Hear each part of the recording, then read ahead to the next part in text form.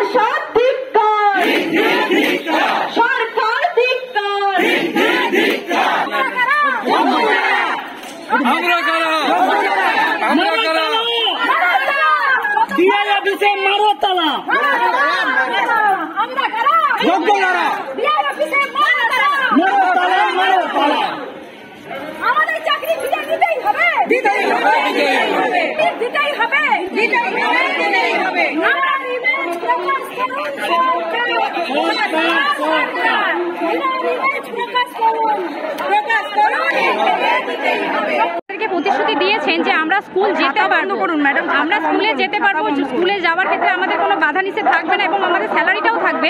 তো সেই ক্ষেত্রে কোনো রকম লিগ্যাল নোটিশ ছাড়া উনি কিভাবে প্রত্যেকটা স্কুলে গুগল সিট পাঠাচ্ছেন আমাদের স্যালারি বন্ধের জন্য? এটা আমরা কিভাবে মেনে নেব? যেখানে মুখ্যমন্ত্রী আমাদেরকে আশ্বাস দিয়েছেন, আমাদেরকে মানে আমাদের আজকে পরিকল্পনা, আজকে আমরা ডিআই অফিসকে আমরা কোনো মতেই খুলতে দেবো না, আমাদের বেতন বন্ধ করা যাবে না, আর সরকারকে যোগ্যদের লিস্ট দিতেই হবে, মিরর ইমেজ বার করতেই হবে, যেভাবেই হোক। মুখ্যমন্ত্রীকে এই মিরর ইমেজ কোথা থেকে পাবে আমরা সেটা জানি না, মিরর ইমেজের কপি বার করতে হবে এবং যোগ্য অযোগ্য লিস্ট দিতে হবে এবং সেই যোগ্য অযোগ্য লিস্ট সহ তিনি যেন রিভিউ পিটিশন করেন, এটাও আমাদের আর্জি। যোগ্য অযোগ্য লিস্ট ছাড়া কিন্তু আমরা কোনোভাবে এটাকে মানতে পারছি না।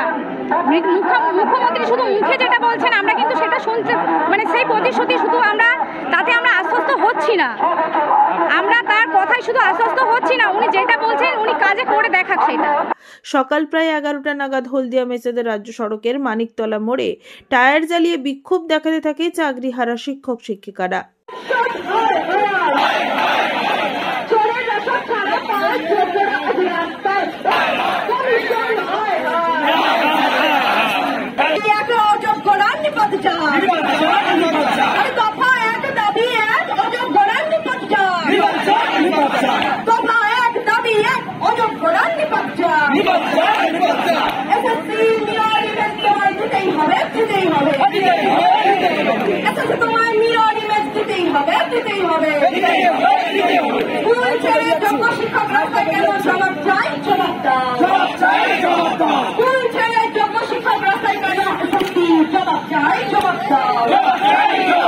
বেশ কিছু সময় পর তারা তাদের দাবি দেওয়া লিখিত আকারে ডেপুটেশন দেন জেলা ডিআই অফিসার পলাশ রায়ের হাতে। এরপর সেখান থেকে মিছিল করে হাসপাতাল মোড় হয়ে নন্দকুমার মেচেদে 116 নম্বর জাতীয় সড়ক অবরোধ করে টায়ার জ্বালিয়ে বিক্ষোভ দেখায়।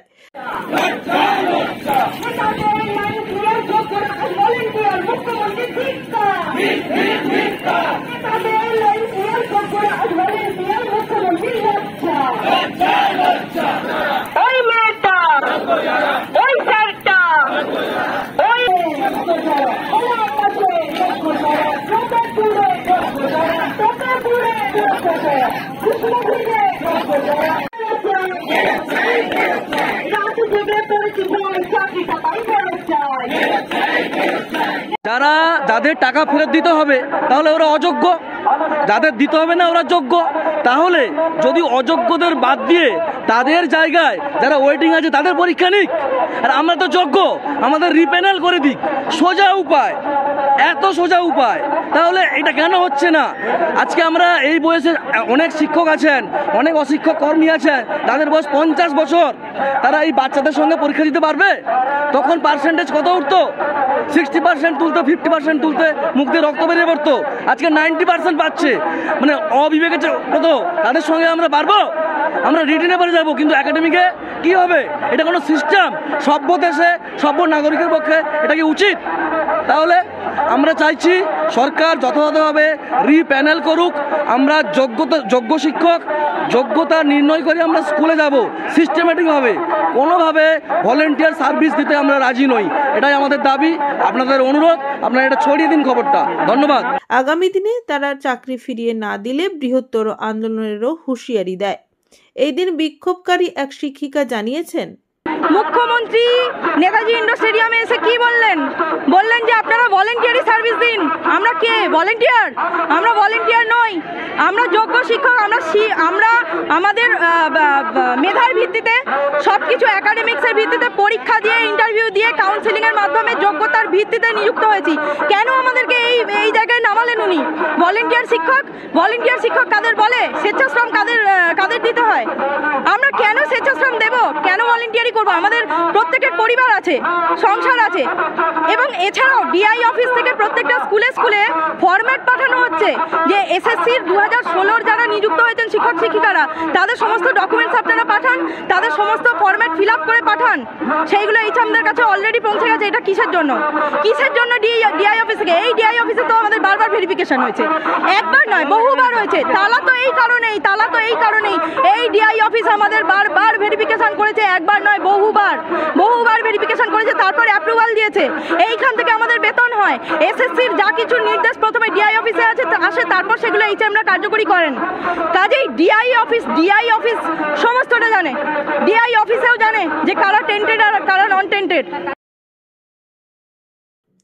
ব্যুরো রিপোর্ট, খবর BCBS।